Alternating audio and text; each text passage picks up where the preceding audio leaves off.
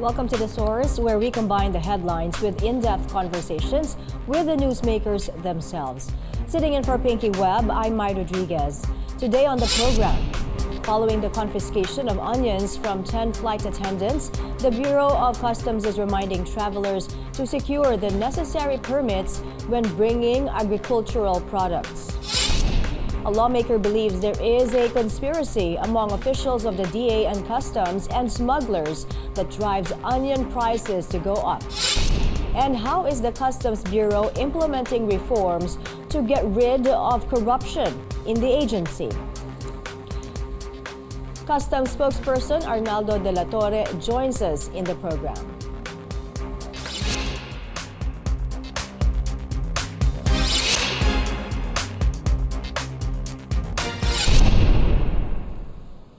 Authorities are cracking down on the unauthorized importation of vegetables, even if it's just for personal consumption. The Bureau of Customs issued a reminder to travelers you're not allowed to bring in vegetables to the country without a permit from the government. Customs is planning to file charges against 10 flight attendants who brought in 40 kilos of onions and fruits from the Middle East. The incident comes as prices of agricultural products soar. Prices of onions in particular reached 700 pesos per kilo at some point. But senators on Monday slammed customs officials for humiliating the flight attendants. Most believe the goods they brought in will be used for personal consumption. Lawmakers also point out, while officials zeroed in on the flight attendants, big smugglers and cartels have been left untouched. Let's go straight to the source of the story, Customs spokesperson Arnold Dela Torre Jr. Good morning, sir. Good morning, Ms. Mai, and to all our televiewers. Magandang umaga po sa ating lahat. So there was a lot of criticism over this incident, a lot of reactions on social media, but please refresh our memory first. How did authorities discover the onions and fruits brought in by the flight attendants? Yes, ma'am. On January 10, there were separate two flights arrived here in the Philippines from Philippine Airlines PR-655 and PR-659. The one from Riyadh and also the one from Dubai. These cabin crew members, nung sila po ay lumapag dito sa ating paliparan sa NAIA Terminal 1, ang kanila pong mga bagahe ay na subject ng X-ray, and upon examination, doon po nakita yung mga agri-products na kung saan sila po ay tinanong ng ating customs examiner na kung mayroon ba silang goods na idideklara. And yung baggage declaration form, they used the baggage declaration form and they click no dun sa form. Then upon examination, inspection of the luggages, the agri-products were found. So ano po ang ginawa doon sa mga dala nilang onions? At yung sinabi po nila, saan daw po nila ito dadalhin? According to the report of our examiner, this is for their personal consumption. However, when the Bureau of Quarantine personnel arrived during the inspection, sinabi po na ito po ay pinagbabawal. So now, the Bureau is eyeing charges against them. What cases could they possibly face, sir? Thank you, Ma'am Mike, for raising that question. Let us clarify that the Bureau of Customs, together with the Bureau of Plant and Industry, pagdating po sa pag-i-impose ng regulation sa mga ports, ang immediate lang po na ginagawa ng Bureau of Customs is to confiscate. And upon confiscation po, we immediately turn it over sa Bureau of Quarantine for appropriate disposal. Yung pong mga flight staff ng Philippine Airlines, sila po ay nasasubject ngayon doon po kung ano bang legal na aksyon na gagawin po ng Bureau of Customs. Hindi po dahil doon sa pagpasok nila, kundi doon sa pagkakataon or circumstances na nangyari. Again, ang Republic Act 10845 po ang Smuggling Act of 2016 ay kaiba doon po sa Presidential Decree 1433 na tinatawag nating Plant Quarantine Law of 1978. Ito po is to protect ang ating agricultural industry sa mga peste or diseases na dala ng mga pagkain o ng mga halaman na dala ng ating mga pasahero. Dito po ay pinoproteksyonan natin na maging ligtas sa peste o anumang sakit ang mga halaman o plant industry natin. So, will you file charges, sir, or not? No, ma'am. Hindi na There kayo. are no cases to be filed. Okay, but were there other similar incidents before na nahulihan ng agricultural products, ng onions, vegetables in particular, sa bagahe? Yes, ma'am. It is. Yes, Miss Mai. It is the regular performance of duty of our frontliners. Every time na meron ho tayong nakukumpiska, maging sa mga ordinaryong pasahero, sa ating mga bayaning OFW, sila po ay may nakikita natin na natatagpuan sa kanilang mga bagahin ng mga, hindi lang po meat products and also yung mga prutas at mga maliit na halaman. Kung ito po ay walang permiso or clearance from the port of entry na kung saan sila nanggaling, ito po ay kinukumpiska natin. So again, let's clarify, hindi ito isolated case. Ano po, so Yes. do you have the numbers? May estimate po ba kayo in a year how many have brought in or tried to bring in agricultural goods na na-confiscate nyo? Wala pa ako sa kasalukuyan na detalye, but we can provide you, we will make an update po. We will provide you the numbers of interdictions ng mga ganitong klaseng agri-products. In fact, there was an instance na 30 kilos of onions po na nakumpiska natin sa isang pasahero. 30 Meron din po kilos. sa garlic, nito lang na isang pasahero rin galing China. Okay, but could you explain to us, so what are these agricultural products that are not allowed to be brought in and subject for permits, and what permits exactly do we need to secure? Kasi I understand hindi to pwedeng ipasalubong lang, ano po? Yes, Ms. Mai. The agriculture and quarantine regulations restricts the entry of animals, fish, and plant products or byproducts pagdating po dito sa ating mga paliparan. Specific po yung Presidential Decree 1433 na kung tayo po ay magdadala ng mga agri-products, particular po ng mga gulay at saka prutas, meron po tayong requirements na dapat makomply. Dito pa lang sa atin, simula sa bansa natin, bago tayo umalis, kailangan po, o kung nandun po tayo sa abroad, kailangan makapag-secure muna po tayo ng clearance or BPI, pursuant to BPI regulation, na kailangan po, meron po tayong permit galing sa kanila. At then, pagdating naman po natin sa bansa na kung saan tayo po ay bibili o magdadala ng agri-products, gulay o prutas, ito po ay kinakailangan merong sanitary and phytosanitary certificate clearance para po yung pag-uwi natin dito, pag tinanong po tayo ng Bureau of Customs at ng quarantine officer, tayo po ay makakapag-present ng permiso. Inaalaw naman po, hindi naman po talaga absolute na bawal. Ito po ay kailangan lang ng mga requirements. At yung minimum, yung maximum na kailangan lang po nating madala ay particular po, like sa sibuyas, ay 5 kilo lang po karamihan. Okay, I was gonna ask So kung yun ano po, yung allowable pag amount. tayo, Yes, 5 ma'am? kilos is allowed.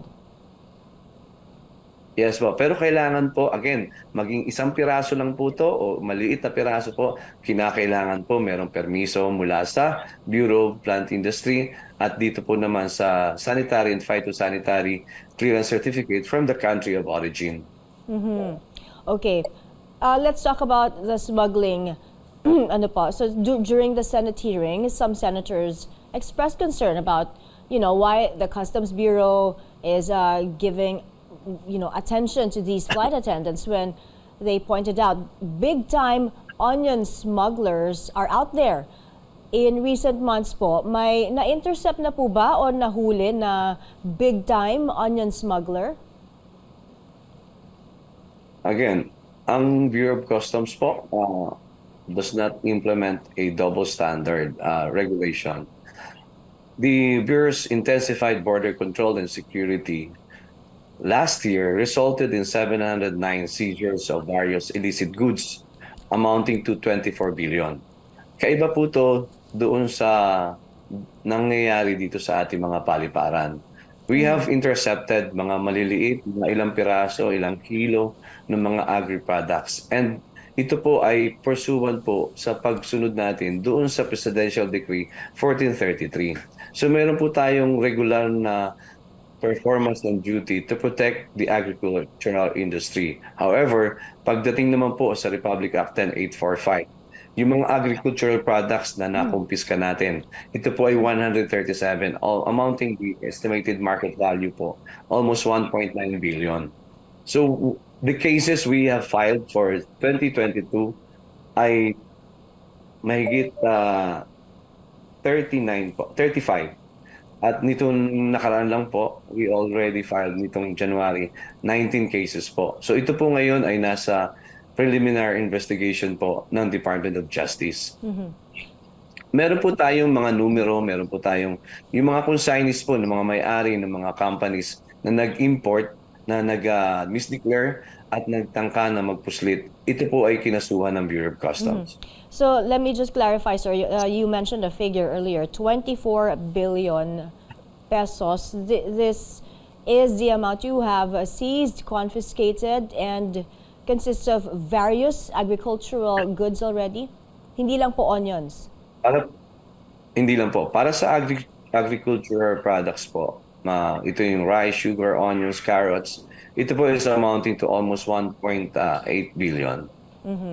Okay, we will be taking a short break. When we return, we'll continue our discussion on onion smuggling. This is The Source on CNN Philippines. Stay tuned.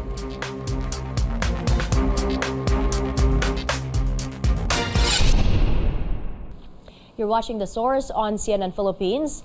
I'm Mai Rodriguez. Our source today, Customs spokesperson Arnold Dela Torre Jr. Sir, there have been many Senate hearings already on the issue of smuggling, ano po? And, you know, recently, si Senator Cynthia Villar named some big-time smugglers. Do you already have any information on them? And kumusta po yung efforts to track them down, to go after them? Yes, ma'am. Thank you for that question. Again, when we received the information, even last year, yung mga list of naging bahagi ng investigasyon, the Bureau of Customs has conducted its own investigation po. Yung link po, kung ito po ay yung mga consignees na mga nahuli natin, ay kung mayroon pong pag-uugnay doon sa mga nabanggit na mga pangalan, iyan po ay kasalukuyang iniimbestigahan ng ating Bureau of Customs. Ay, ang sinabi po rin ng ilang senador, ano, bakit hindi po masampulan? Bakit wala pang nakukulong? Again, if I may have the time to clarify po, na ang pagkakataon po para po sa determina ng existence ng probable cause, ito po ay isinusumiti natin sa Department of Justice. Meron po tayong mga sinampa o mga kinoconsolidate na kaso na ibinigay po natin sa Department of Justice. Ito po sa kasalukuyan, ang iba po dito ay nasa preliminary investigation po ng Department of Justice at yung iba naman po ay ongoing yung kaso. Ipagpamanin po natin, ma'am. Pagdating naman po sa mga kaso na kung saan meron na tayong nagkaroon ng conviction, ito po yung sa Bataan itong nakaraang taon. At yung iba naman po ay ongoing po na dinidinig ngayon sa ating Department of Justice. Okay, si Congressman Joey Salceda po also mentioned, he mentioned sabi niya, intelligence sources have said there is a cabal of Chinese nationals and their associates who they say control agricultural smuggling. What is your information on this, if any?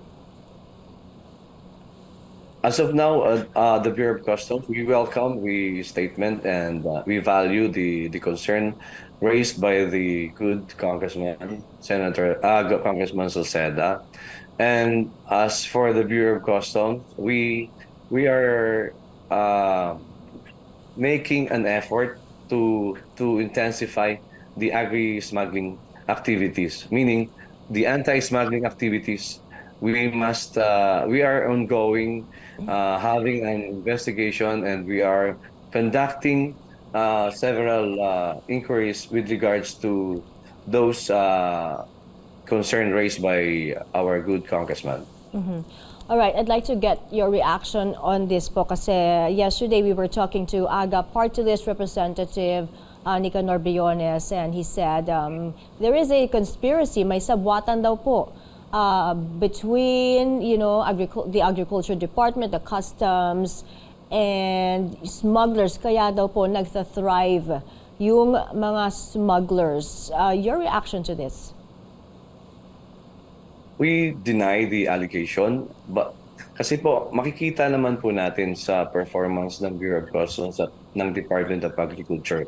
Particular nito, no pong panahon ng ating presidente, ang ating liderato po, ang ating commissioner po, ay siya mismo po ang nangunguna pagdating po sa pagsawata ng smuggling. In fact, yung pong coordination natin with the Department of Agriculture and all other law enforcement agencies po, mas pinaigting po natin ngayon. Kaya nga po, yung dami ng numero ng mga nahuhuli natin ay nagresulta po ng mga pagkakasabat na to. Masabi din po natin na kung talagang meron pong sabuatan, ang mismong ating commissioner po ang unang umaaksyon, yung koordinasyon na binibigay ng ating Department of Agriculture. Sila po yung kasama natin, sila po yung nagbibigay ng mga informasyon para mag-alert at para masamaan ng Bureau of Customs nationwide mula Luzon, Visayas at Mindanao. Kaya ganyan na lang po kaigting na marami po tayong nahuhuli. So yung pong statement ng ating butihing congressman, we welcome and we value kung ano man po yung pinanggagalingan ng ating statement. At ang Bureau of Customs po ay laging nakikiisa laban sa smuggling. Again, the Bureau of Customs and our legislators, we are one with them. Yung aim and goal nila to pin down smuggling. At yung mga smugglers na po to ay hinahabol talaga natin. Sir, may naparusahan na po ba na customs personnel that's involved in smuggling? Alam ko po in the past may mga inimbestigahan din po, no, na mga tauhan ninyo.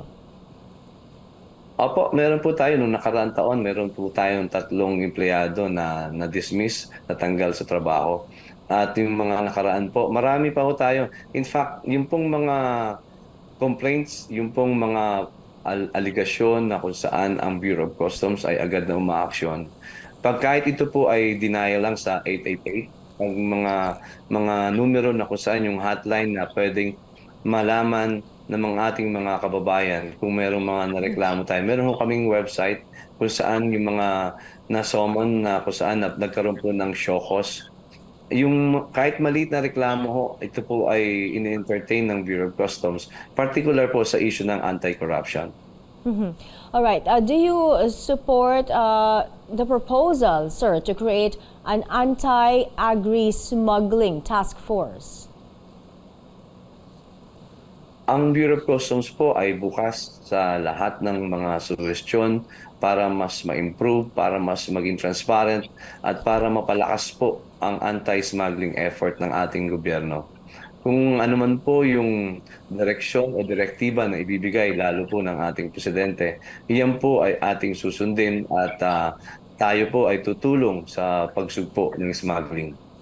Alright, aside from onions, what are the other agricultural products na binabantayan ng customs that are being smuggled in? Opo.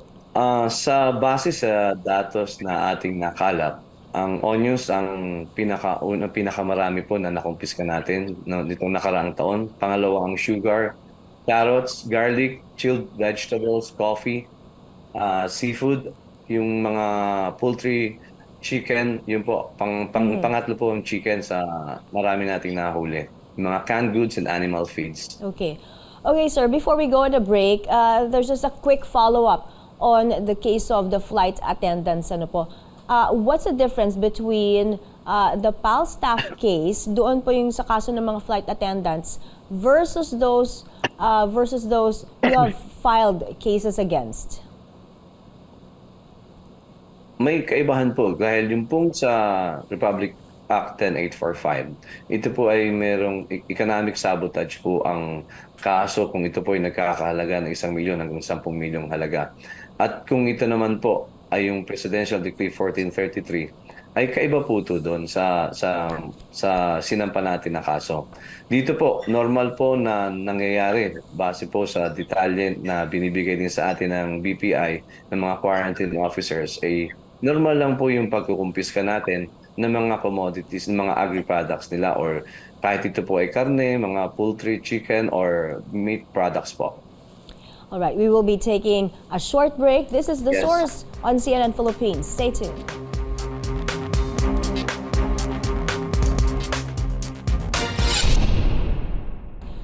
You're watching The Source on CNN Philippines. I'm Mai Rodriguez. Our source today, Customs spokesperson Arnold Dela Torre Jr. Sir, from Smuggling, let's talk about the Balikbayan boxes. Ano po yung issue doon? Let's get an update on that. Based on your 2022 year-end report, over 1,923 Balikbayan boxes are still unclaimed and up for distribution. What's the update on this, sir? Natapos na ba ito? Yes, ma'am. The Balikbayan boxes were already distributed dun po sa mga provinces ng southern Philippines like South Cotabato, Davao, General Santos City. Dito rin po sa Legazpi, sa Sorsogon, sa mga ports na kung saan, sa La Union, particular po sa La Union po, yung mga karatig probinsya po nito na na-deliver na po yung mga Balikbayan boxes. We believe there are about 120 na natitira na Balikbayan boxes dito po sa NCR, at meron naman po sa iba na iilan na lang po. Wala na po itong mahigit 2,000. Okay. We Nasampahan, will make an app. okay, nasampahan na po ba ng mga kaso yung mga nag-abandon doon sa Balikbayan boxes? Opo. There were about 4 freight forwarders na nasampahan natin ng kaso. Sir, how do we improve the process para maiwasan itong ganitong mga pag-abandon ng Balikbayan boxes? We continue to update our kababayans with regards dun sa pagtangkilik nila sa mga consolidators abroad to ensure na hindi sila iiwanan o i-abandon na kapag nakapagbayad na sila.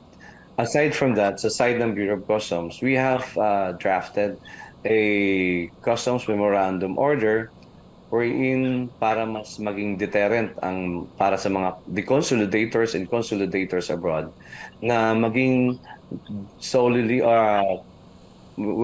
jointly liable sila pagdating sa responsibilidad nila sa pagpababaya nila na abandonahin ang Balikbayan boxes. So there are now third-party customs memorandum order na kung saan yung pong mga deconsolidators will be held liable, at yung pong security to ensure na yung mga i-abandon nila, kapag sila ay nagpa-accredit o nagpa-rehistro sa Bureau of Customs, ay merong pong pondo na makukuha para iproseso at ma-deliver yung mga Balikbayan boxes na inabandon na nila. Meaning, yung security na sinasabi po natin is they will post a bond equivalent doon sa mga Balikbayan boxes na ipapadating nila. Aside from that, tayo po ngayon ay nagka-craft ng proseso na kung saan it is an online Balikbayan portal system na kung saan doon pa lang sa country of origin, mayroon ng portal na pupuntahan ng ating mga kababayan para malaman nila kung sino yung lehitimong mga mga consolidators na kanilang tatangkilikin para masiguro nila na ito'y makakarating sa kanilang mga tahanan, sa mga kamag-anak nila dito sa ating sa bansa. All right. Ngayon, kapag ito po yung constant monitoring po, mamomonitor po nila kung nasa na to. Okay, let's talk about the reforms being implemented or should be implemented. What's the latest on these efforts, yung digitalization and cleaning up the Customs Bureau?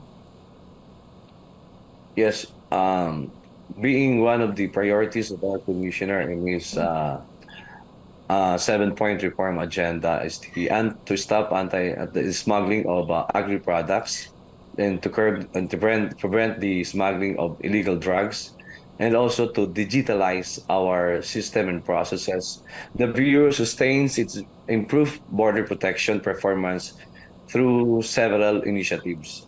Yung pong active collaboration with all concerned in law enforcement agencies in the implementation and enforcement of customs laws pertaining to all kinds of smuggling, including agri-smuggling. What we mean when we have collaborated with the Department of Agriculture, PDEA, and all other agencies, NICA and ISA, what we're doing right now po is yung exchange ng information on an online environment po. Yun po yung wino-workout natin ng Bureau of Customs. May focal persons na po tayo sa bawat ahensya. Every time na meron tayong derogatory information na marireceive from our civil society, from other government agencies, at maging sa counterparts natin abroad. Okay, very continuous quickly. acquisition of X-ray. Okay, very Yes. quickly, sir, I have to ask this, yung full digitalization, ang sabi po ni Customs Chief Philemon Ruiz, it may happen 2024 pa po. Is that correct? Based on the news and based on the statement of our commission, yes, there was a statement that the digitalization, the complete digitalization, will happen by early next year. If we will be allowed to explain it. Sige The po, Bureau of Customs we have has less than a minute, sir. Sige accomplished po. at least 91% of digitalization. However, because of the legal impediment we are having now to fully digitalize, we are now working out with other government agency like the ICT, and we also submitted our concern to our Ways and Means Committee of the Senate as an oversight to assist the Bureau of Customs in resolving the issue with the court being holding us, meaning the court has instructed us not to make a new procurement and also to upgrade our system. Okay. Thank you so much for your time this Yes, morning. ma'am. Customs spokesperson Arnold Dela Torre Jr. Thank you for joining us here on The Source. I'm Maya Rodriguez. You're watching CNN Philippines.